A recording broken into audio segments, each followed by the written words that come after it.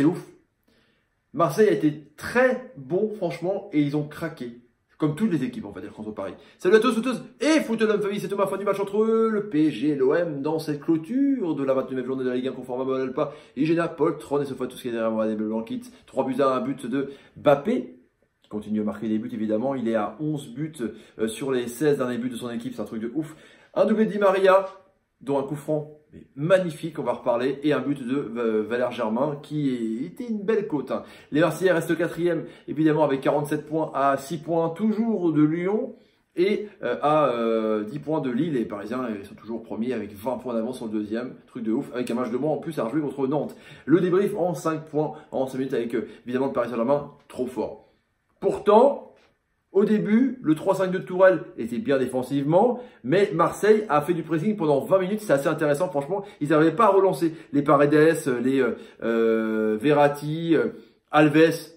Il a servi à rien fini, du coup il est sorti, remplacé par Colin Dagba. Meunier est sorti blessé, remplacé par Kehrer. Et mine de rien, les deux là ont emmené un but. C'est assez incroyable en tout cas. Mais les Marseillais étaient vraiment bien de rentrer dans le jeu, en pressing. Du coup les Parisiens c'était un petit peu gênés dans la relance. Du coup on a vu Paris insister. Et à un moment donné ils ont reculé pour peut-être essayer de contrer. Il y a eu pas mal de contres, mais la défense était assez vigilante de Boubacar Camara et Tchalitachar. Mais ils ont craqué sur un corner, une tête de Thiago Silva, une relance sur le côté de Colin Dagba pour Kehrer, justement, et Kehrer pour Di Maria pour Mbappé, et Mbappé, paf, il trompe juste avant la mi-temps, 1 but à 0. Donc, Paris, tu tiens le coup, comme Rennes, je m'en souviens, et puis tu craques à la fin. Ils se sont fait avoir au début de la mi-temps avec Germain sur un contre, ils n'étaient pas réveillés, et paf, Kurzawa pour Kurzawa. Ocampos pour Germain, et après, faites jeu. Après, c'est du Netflix de ouf. Hein. Il y a eu Mandanda qui est sorti n'importe comment, qui a fait une main, mais au milieu du terrain. Donc, carton rouge, Balotelli est sorti, Pelé est rentré, Di Maria s'est installé. Coup franc à 28 mètres, hop, lunettes, truc de ouf. Après, Di Maria, côté gauche, Sakai, paf, il le trompe, il enroule son ballon, et hop, il met lunettes, 3 buts à 1. Et Mbappé aurait pu marquer un doublé, et laisser Di Maria aussi marquer un triplé, ce qui n'est jamais arrivé dans un classique. Depuis d'autres joueurs évidemment légendaires, mais en tout cas ça aurait pu être pas mal pour l'Argentin. Du coup 3 buts à 1. Deuxième point pour moi, c'est les Marseillais qui ont fait une excellente première mi-temps, même une excellente début de deuxième mi-temps, franchement avec un pressing de ouf.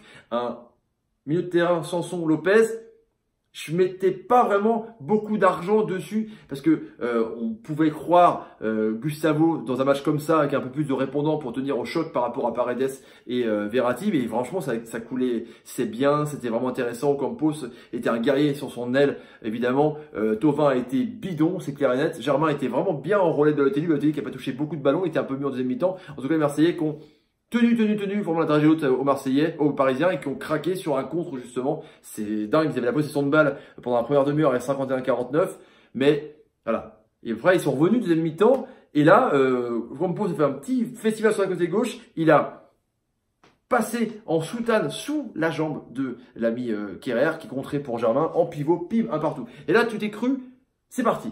Marseille peut faire quelque chose, Marseille peut faire un coup. Et là, il y a eu des faits de jeu de ouf, il y a eu des bastons, des embrouilles, c'était un peu n'importe quoi. Mandanda qui a fait n'importe quoi, Mandanda, faut en parler, franchement, il est un petit peu dans le dur. Hein. Au phénoménal, il est plus là. Hein. Il est sorti en taclant au milieu du terrain, en touchant de la main. Truc de ouf, donc carton rouge. Pelé rentre, variole, hop, Balotelli sort, il fait la curfie de ouf, il est dégoûté. Et puis là, Di Maria, hop, à peine réveillé, hein. Lunette de la bravate. 2 buts à 1.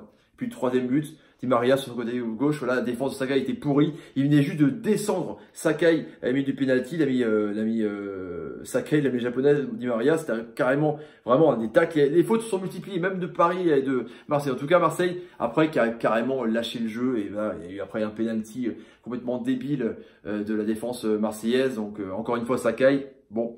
Et puis, il a été très bon, mais bon, là, il s'était un peu fait avoir. Et là, Mbappé l'a loupé.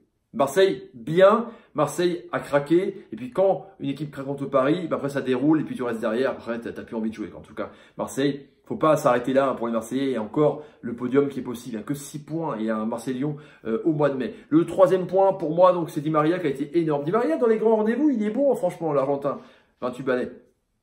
À Madrid, il était énorme. Manu aussi, au milieu de terrain. Franchement, c'était un bon joueur. Et là, il est toujours en demi-teinte à Paris. Mais là, il est quand même assez constant toute cette année. Franchement, il est très très fort. En l'absence de Neymar, Di Maria à chaque fois prend le statut de remplaçant, de super remplaçant et marque des buts de ouf. Franchement, il est super important. Sur en Champions League, bon là ils y sont plus. Mais en championnat, c'est vraiment un super bon joueur. Moi, j'ai toujours aimé Di Maria et puis il marque des buts de ouf. Son coup franc direct, joueur concerné, joueur de Hague, joueur voilà, de classe quand même. Di Maria, c'est un très très bon joueur. Mettez dans les commentaires ce que vous en pensez les amis. Franchement, Di Maria, un de ses meilleurs matchs, je lui mets pas loin d'un 10 parce qu'il aurait pu marquer un triplé si l'ami Mbappé n'avait pas marqué, lui pas pris le but. Mais un petit 9 sur 10 quand même, franchement. Le quatrième point pour moi, donc c'est Balotelli, malade ou pas malade. Balotelli, il était malade, grippé, bluff ou pas, on s'en fout. Il a rejoint ses potes beaucoup plus tard en avion. Il était titulaire. Et on aurait dit qu'il était complètement grippé. Il a été nul, il a été bidon. Franchement, Balotelli, ça a été un très mauvais match. On attendait Balotelli, évidemment, un peu le fer de lance, le meneur de cette attaque marseillaise. Et bien, il a été bidon. Et quand je vous dis à chaque fois le thermomètre que Balotelli, quand il est pas bon, il embarque toute son équipe, du moins toute son attaque envers lui. Et le premier mi-temps était très très bien parce que la première demi-heure, Balotelli faisait du pressing. Et après, il s'est endormi. Début de deuxième mi-temps, très très bien Balotelli, très très haut. Après, il s'est endormi. Voilà, c'est dingue. Et quand il est sorti, Marseille était pas perdu, mais c'était un peu bizarre quand même. Le thermomètre, en tout cas Balotelli. Le cinquième point pour moi, donc c'est les deux résultats comme ça en zapping avec Montpellier-Lyon, le match de ouf, hein, penalty, arrêté, coup franc direct de Mollet, match Netflix de ouf, Camara qui réduit le score à 3-2. Lyon qui se rapproche à 4 points de Lille, qui a perdu contre Monaco 1-0. Guingamp, Dijon, penalty de Blas, mine de rien, Guingamp barragiste. Et ouais, carrément, Caen dernier, 5-0 contre Saint-Etienne, truc de ouf. Et aujourd'hui, Bordeaux-Rennes, 1 partout avec un but de Mbanyang à la dernière minute contre un but de Camano. Et une Nantes-Reims, Reims 6e, toujours 46 points. Reims qui a battu Nantes avec un superbe but, un chef-d'œuvre de Houdin. Franchement, un enroulé qui vaudra le détour, en tout cas, les amis. Voilà pour le débrief en 5 points avec tous les points de la Ligue 1, les amis. N'hésitez pas, si vous voulez vous abonner, 24 000 abonnés, ma ganache, mettez des commentaires ce que vous pensez de tout ça, PSG, OM, et n'hésitez pas non plus à partager la vidéo sur Twitter, Facebook, Instagram et Snapchat. Je vous laisse. Salut, salut, salut, salut, et salut, et petit pouce. Bah ouais, carrément. Je sais pas quand Di Maria fait une bonne passe, ouais, ou quand Maxime Lopez. Allez, bon. Salut, salut, salut, salut, salut, et salut. Tu tiens contre Paris, mais quand tu craques, c'est fini.